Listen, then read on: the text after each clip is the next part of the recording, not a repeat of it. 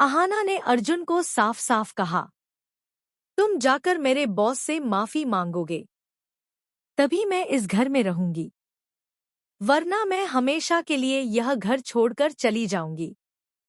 जी हाँ दोस्तों, दंगल टीवी के मोस्ट पॉपुलर शो बड़े घर की छोटी बहू के आने वाले एपिसोड में आप सभी को देखने को मिलने वाला है एक इमोशनल, इंटेंस और हाई वोल्टेज ड्रामा।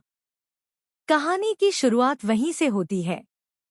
अर्जुन, जो कुछ देर पहले तक ईर्ष्या और गुस्से की आग में जल रहा था, अब अचानक सुन्न पड़ चुका था। उसका चेहरा ढीला पड़ गया। आंखों में हैरानी, शर्म और टूटे हुए अहंकार का अजीब सा मिश्रण था। दूसरी तरफ अहाना की सांसें तेज थीं। आंखों में आंसू थे, लेकिन वे आंसू बेप्सी के नहीं, बल्कि आत्मसम्मान की आग के थे, जिसे आज सरेआम ठेस पहुंचाई गई थी। गांगुली सर, जो इस पूरे तमाशे के चुप गवाह बने हुए थे, उनका चेहरा भी अपमान से तपने लगा। एक जिम्मेदार और सम्मानित पद पर बैठे इंसान के लिए किसी महिला के चरित्र पर ऐसा गंदा शक सीधा सीधा मानसिक उत्पीड़न था। अहाना ने अर्जुन की आंखों में आंखें डालकर कहा, आज तुमने सिर्फ मुझ पर हाथ नहीं उठाया, तुमने हमारे रिश्ते की पवित्रता को दफन कर दिया।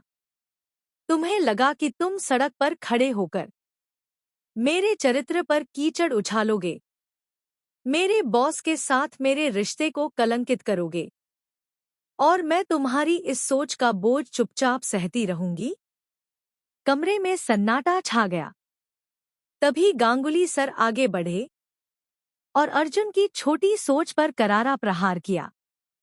उन्होंने कहा, एक मेहनती औरत की तरक्की को उसके चरित्र से जोड़ना तुम्हारी सोच और परवरिश दोनों पर सवाल उठाता है।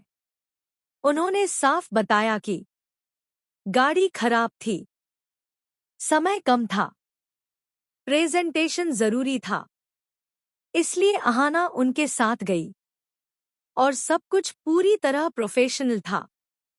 लेकिन अर्जुन का दिमाग पोल्टू जैसे लोगों की जहरीली अफवाहों से भर चुका था। अर्जुन कुछ बोलना चाहता था, लेकिन शब्द गले में ही अटक गए। धीरे धीरे उसे एहसास होने लगा कि उसने न सिर्फ अपनी पत्नी का अपमान किया, बल्कि सबके सामने अपनी ही इज्जत का तमाशा बना दिया। आसपास खड़े लोग फुसफुसा रहे थे। शक करने वाला पति अपना ही घर जला बैठा। अहाना ने गांगुली सर से हाथ जोड़कर कहा, मुझे अफसोस है, आपको हमारी निजी जिंदगी का तमाशा देखना पड़ा। और फिर वह बिना पीछे मुड़े वहां से चल दी, मानो उसने अपने अति